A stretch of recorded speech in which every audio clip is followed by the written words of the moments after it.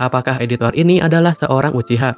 Jadi kan di bulan Februari sampai Maret tahun 2024, lagi rame banget kasus seorang editor di TikTok yang membuat video bahwa beliau tidak suka jika ada orang lain yang meniru visual kei atau setup kontennya.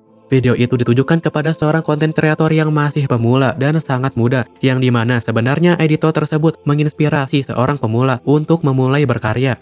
Sebenarnya permasalahannya itu simple, di mana editornya nggak suka kalau ada yang niruin dia dan menganggap bahwa pemula itu harus respect sama konten kreator yang udah mulai duluan. Tapi sayangnya terdapat banyak blunder yang membuat hal ini menjadi semakin besar, seperti penggunaan narasi dengan sebutan bocil yang mengandung banyak konotasi yang merendahkan dan mengejek.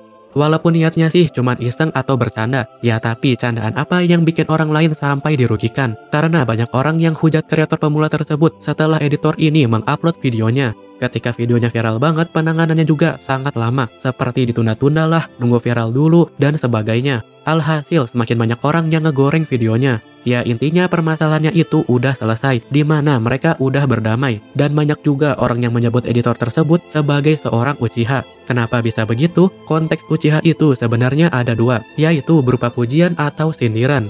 Yang pertama, orang yang melakukan tindakan benar, tapi malah dihujat dan disakiti banyak orang, padahal niatnya baik, serta secara nggak langsung membongkar suatu hal ke halayak umum, seperti konten yang saya buat inilah kira-kira.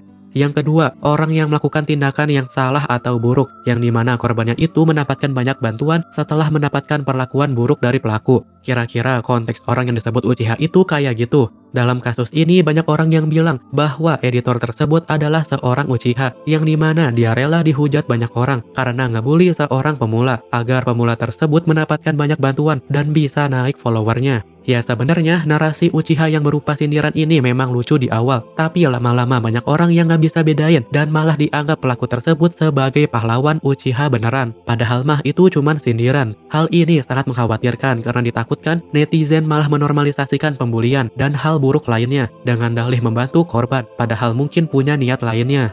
Sebenarnya saya mulai teringat akan kasus yang mirip ketika zaman YouTube dulu, yaitu kasus dari YouTuber muda atau pemula yang dihujat sangat parah di tahun 2016.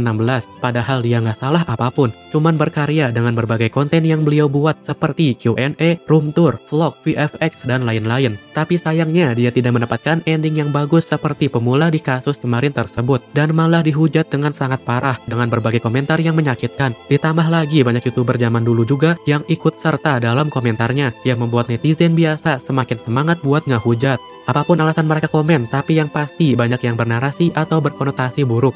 Saya sempat ngebahas juga kasusnya di video yang ini, dan ketika saya mengkritisi komentar buruk mereka, saya malah dituduh dengan berbagai alasan yang jahat juga. Seperti caper lah, menggiring opini, bahkan sampai dituduh ngefitnah. Padahal buktinya ada banyak. Selama bertahun-tahun gak ada penyelesaian masalah ini dari berbagai orang yang ngehujat. Tapi untungnya ada YouTuber yang ngebela anak tersebut, yaitu adalah Agung Hapsah. Dari sini kita bisa mengambil banyak kesimpulan. Seperti ada orang yang ngomong jahat, padahal sebenarnya nggak punya niat jahat. Ya intinya kalau kita mau ngomong, kita juga harus bisa menyesuaikan kepada siapa lawan bicara kita, agar nantinya tidak terjadi sebuah kesalahpahaman yang bisa menimbulkan sebuah kasus drama yang sangat merugikan. Kalaupun terlanjur udah ngomong kasar kepada orang lain, maka segeralah meminta maaf ataupun membuat klarifikasi tentang tindakan kalian, dan maksud sebenarnya itu kemana.